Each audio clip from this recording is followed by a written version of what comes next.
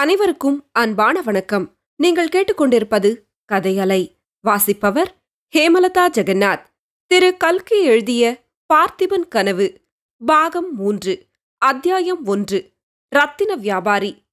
அமைதியான நீலக்கடலில் அழகிய அன்னப்பறவை போல் வெள்ளைப்பாய் விரித்த கப்பல் மேற்கு நோக்கி போய்க் கொண்டிருந்தது. சூரியன் உதயமாகும் நேரம். அவனுடைய தேஜோமயமான வரவை எதிர்பார்த்து கீழ்வான முகட்டில் இயற்கை தேவி வர்ணக்கோலங்கள் போட்டுக் கொண்டிருந்தாள். கப்பலில் இருந்தவர்களிடையே பரபரப்பு அதிகமாய் காணப்பட்டது. அவர்கள் பெரும்பாலும் வர்த்தகர்களாக காணப்பட்டார்கள். எல்லாரும் அவரவர்களுடைய மூட்டைகளை எடுத்து வைத்து கப்பலிலிருந்து இறங்குவதற்கு ஆயத்தமாகிக் கொண்டிருந்தார்கள். சிலர் கப்பல் மேல்தளத்தின் ஓரமாக வந்து மேற்கு திசையை ஆவலுடன் நோக்கினார்கள். இப்படி மேற்கு திக்கை நோக்கி நின்றவர்களில் வாலிப வர்த்தகன் ஒருவன் காணப்பட்டான். பிராயம் 20-21 இருக்கலாம். அவனுடைய உடையிலிருந்தும் அவன் பக்கத்தில் கிடந்த மூட்டையிலிருந்தும்தான் அவனை வியாபாரி என்று சொல்லலாமே தவிர, மற்றபடி தோற்றத்தை மட்டும் கவனித்தால் அவன் ராஜகுலத்தை சேர்ந்தவன் என்று சொல்லும்படி இருந்தது. அவன் வியாபாரியாயிருக்கும் பட்சத்தில் சாதாரண வியாபாரியாயிருக்க முடியாது. பெரும் செல்வனான ரத்தின வியாபாரியாகத்தான் இருக்க வேண்டும். கப்பலிலிருந்த மற்றவர்கள் அடிக்கடி அந்த இளம் வர்த்தகன் நிற்கும் இடத்தை நோக்கினார்கள். அப்போது அவர்களுடைய கண்களில் பயபக்தி காணப்பட்டது. சிறிது கவலையும் தோன்றியது. அந்த வாலிப வர்த்தகனோ மற்றவர்களையெல்லாம் சிறிதும் கவனிக்கவில்லை. கண் கொட்டாமல் மேற்கு திக்கையே நோக்கிக் கொண்டு நின்றான். அவனுடைய முகத்திலேதான் எத்தனை ஆவல், எவ்வளவு கிளர்ச்சி! அவ்வளவு ஆவலுக்கும் கிளர்ச்சிக்கும் என்னதான் காரணமாயிருக்கும்? நீண்ட காலம் அந்நிய நாட்டில் இருந்துவிட்டு தாய்நாட்டுக்கு திரும்பி வருகிறானோ இந்த வாலிபன்? ஜன்மபூமியின் தோற்றம் எப்போது கண்ணுக்கு புலனாகும் என்றுதான் இவ்வளவு ஆவலுடன் பார்த்து கொண்டிருக்கிறானோ? ஆமாம், அதுதான் உண்மையாயிருக்க வேண்டும். ஏனென்றால் அதோ கொஞ்ச தூரத்தில் கருநிறமாக வரம்பு போல் காணப்படும் பூமியைக் கண்டதும் அவனுடைய முகம் மலர்வதை காண்கிறோம். சூரியனைக் கண்ட தாமரை இப்படித்தான் மலரும் போலும். சற்று நேரம் அப்படியே அசைவின்றி நிற்கிறான் அந்த வாலிப வியாபாரி. ஆரம்பத்தில் வெறும் வரம்பாக மட்டும் தோன்றிய காட்சியானது வர வர மரங்கள், குன்றுகள், கோவில் கோபுரங்களாக மாறி வரும்போது அவனுடைய உள்ளத்தில் ஆனந்தம் பொங்குவதை முகம் காட்டுகிறது. இதற்கிடையில் கிழக்கிய சூரியனும் ஜெகஜோதியாக உதயமாகி தன் வன யாத்திரையை தொடங்கினான். கரையையே பார்த்து கொண்டிருந்த வாலிபன் சட்டென்று திரும்பி நோக்கினான். கப்பலில் இருந்தவர்களில் பெரும்பாலோர் அச்சமயம் அவனையே கவனித்துக் கொண்டிருந்தார்களாதலால் அவன் சமிக்ஞை செய்ததும் உடனே நெருங்கி அவன் அருகில் வந்து பயபக்தியுடன் நின்றார்கள். நான் சொன்னதெல்லாம் ஞாபகம் இருக்கிறதா என்று வாலிபன் கேட்டான். இருக்கிறது மகா என்று சொல்லத் தொடங்கிய ஒருவன் சட்டென்று வாயை பொத்திக் கொண்டான். பார்த்தீர்களா, இதுதானா நீங்கள் என் கட்டளையை நிறைவேற்றுகிற லட்சணம் என்று வாலிபன் கோபமாய் கேட்டான். மன்னிக்க வேண்டும் சுவாமி, என்னுடைய கட்டளையை சத்தியமாய் நிறைவேற்றுவீர்களா? நிறைவேற்றுவோம் சுவாமி. தாய்நாட்டில் இருக்கும்போது என்னை நீங்கள் சந்திக்க முயலவே கூடாது, தெரியுமா? தெரியும் சுவாமி. ஒருவேளை தற்செயலாக சந்தித்தால் என்னை தெரிந்ததாக காட்டிக்கொள்ளக்கூடாது. சித்தப்படி நடக்கிறோம். அடுத்த அமாவாசையன்று எல்லாரும் இந்த துறைமுகத்திற்கு வந்துவிட வேண்டும். வந்து விடுகிறோம். அன்று நான் எக்காரணத்தினாலாவது கப்பலுக்கு வந்து சேராவிட்டால் என்னை பற்றி எவ்விதம் விசாரிப்பீர்கள்? ரத்ன வியாபாரி தேவசேனர் என்று விசாரிக்கிறோம். இதிலெல்லாம் கொஞ்சம் கூட தவறக்கூடாது. இல்லை சுவாமி. மேற்படி வாலிப ரத்ன வியாபாரி உண்மையில் யார் என்பதை நேயர்கள் இதற்குள்ளாக ஊகித்துக் கொண்டிருக்கலாம். ஆம், பார்த்திப சோழ மகாராஜாவின் புதல்வனும் தற்போது செண்பகத்தீவின் அரசனுமான விக்ரமன்தான் அவன். சென்ற அத்தியாயத்தில் கூறிய சம்பவங்கள் நடந்து ஏறக்குறைய 3 வருஷங்கள் ஆகிவிட்டன.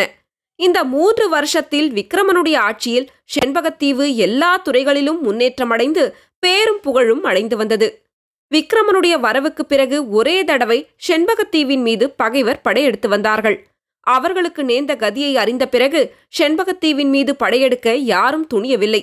அதற்கு மாறாக விக்ரமனுடைய தலைமையில் செண்பகத்தீவின் படை வீரர்கள் வேறு தீவுகளின் மேல் படையெடுத்துச் சென்று அந்த தீவுகளிலெல்லாம் புலிக்கொடியை நாட்டிவிட்டு திரும்பினார்கள்.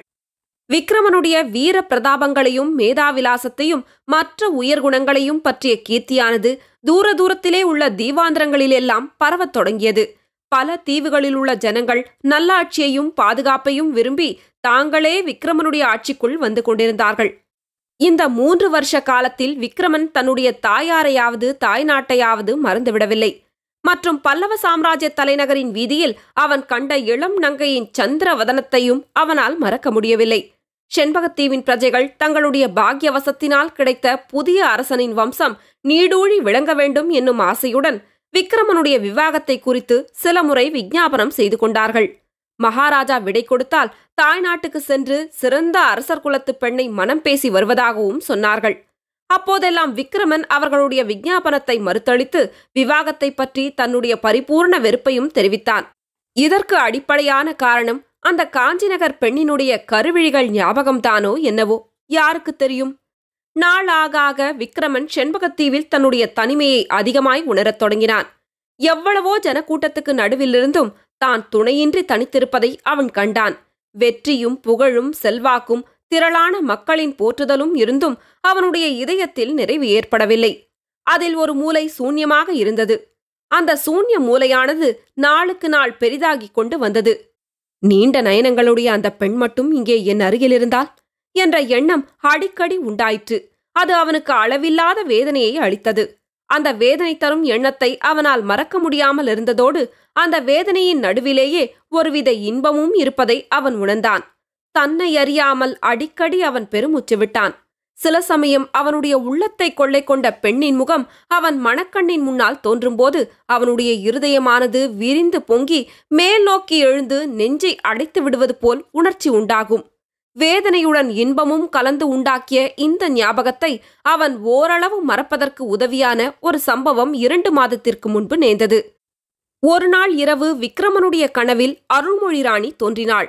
மகாராணிக்குரிய ஆடை ஆபரணங்கள் ஒன்றுமில்லாமல் தூய வெள்ளை கலையுடுத்தி விபூதி ருத்ராட்சமணிந்து அவள் சிவபக்தியில் கனிந்த சிவவிரதையாக காட்சி தந்தாள். முன் எப்போதையும் விட அவளுடைய முகத்தில் தேஜஸ் அதிகமாக ஜொலித்தது. நாவில் நமச்சிவாய மந்திரத்தை ஜபித்துக் கொண்டு வந்த அருள்மொழி தேவி விக்கிரமனை கனிவு ததும்ப நோக்கி, "குழந்தாய், எனக்கு விடை கொடு" என்றாள். விக்கிரமன் ஒன்றும் புரியாமல் திகைத்து, "அம்மா, இத்தனை நாள் கழித்து இப்போதுதானே உன்னை பார்த்தேன். அதற்குள் போக விடை கேட்கிறாயே, எங்கே போகப் போகிறாய்?" என்றான். அருள்மொழி ராணி அதற்கு விடை கூறாமல், "அப்பா குழந்தாய், நான் ஒரு வாக்குறுதி கொடுத்து விட்டேன். அதை நீ நிறைவேற்றித் தர வேண்டும். முக்கியமாக அதன் பொருட்டே உன்னை பார்க்க வந்தேன்" என்றாள். "என்ன வாக்குறுதி அம்மா? யாருக்கு கொடுத்தாய்?" "சக்கரவர்த்தியின் மகள் குந்தவியை நீ கல்யாணம் செய்து கொள்ள வேண்டும்." விக்கிரமன் திடுக்கிட்டு, "இது என்ன அம்மா சொல்கிறாய்? சக்கரவர்த்தி மகளுக்கும் எனக்கும் என்ன சம்பந்தம்? யாருக்கு இம்மாதிரி வாக்கு கொடுத்தாய்?" என்று கேட்டான். "சிவனடியாருக்கு வாக்கு கொடுத்தேன். குழந்தாய், ராமபிரான் தகப்பனாரின் வாக்கை நிறைவேற்றியது போல் நீ என்னுடைய வாக்கை காப்பாற்ற வேண்டும்." இவ்விதம் சொல்லிவிட்டு அருள்மொழி தேவி விக்கிரமனுடைய அருகில் நெருங்கி அவனுடைய சிரசின் மீது கையை வைத்து ஆசிர்வதித்தாள். உடனே விக்கிரமன் கண் விழித்து எழுந்தான். "நல்ல வேளை, இதெல்லாம் கனவாய் போயிற்றே" என்று சந்தோஷப்பட்டான். கனவில் கண்டதெல்லாம் வெறும் சித்தப்பிரமை என்பதில் ஐயமில்லை. பழைய பேச்சுகளும் நினைவுகளும் குழம்பி இப்படி கனவாக தோன்றியிருக்க வேண்டும். இல்லாவிடில் இத்தனையும் நடந்த பிறகு சக்கரவர்த்தி மகளை கல்யாணம் செய்து கொள் என்று தாய் தனக்கு கட்டளையிடுவாளா? இதை பற்றி சிவனடியாருக்கு அவள் ஏன் வாக்கு கொடுக்க வேண்டும்? ஆனாலும் இந்த கனவுதான் விக்கிரமன் காஞ்சிநகர் பெண்ணின் நினைவை ஒருவாறு மறப்பதற்கு உதவி செய்தது. கனவு கண்டது முதல் அவனுக்கு தன் அன்னையை பார்க்க வேண்டும் என்ற ஆசை மிகுந்தது. அவள் எங்கே இருக்கிறாளோ, தன்னை காணாமல் எவ்விதம் பரிதவிக்கிறாளோ? அன்று முதல் தாய்நாட்டுக்கு திரும்பி போக வேண்டும் என்ற ஆர்வம் விக்கிரமனுடைய உள்ளத்தில் பொங்கத் தொடங்கிற்று. போய் அன்னையை இங்கே அழைத்துக் கொண்டு வந்துவிடலாம். தந்தை கொடுத்துவிட்டு போன சோழர் குலத்து வீரவாளையும் திருக்குறளையும் எடுத்துக்கொண்டு வரலாம். இவ்விதம் தீர்மானித்துக் கொண்டு மந்திரி பிரதானிகளிடமும் மற்றுமுள்ள முக்கிய பிரஜைகளிடமும் தம் தீர்மானத்தை தெரிவித்தான். அவர்கள் எவ்வளவோ ஆட்சேபித்தும் விக்கிரமனுடைய உறுதியை மாற்ற முடியவில்லை.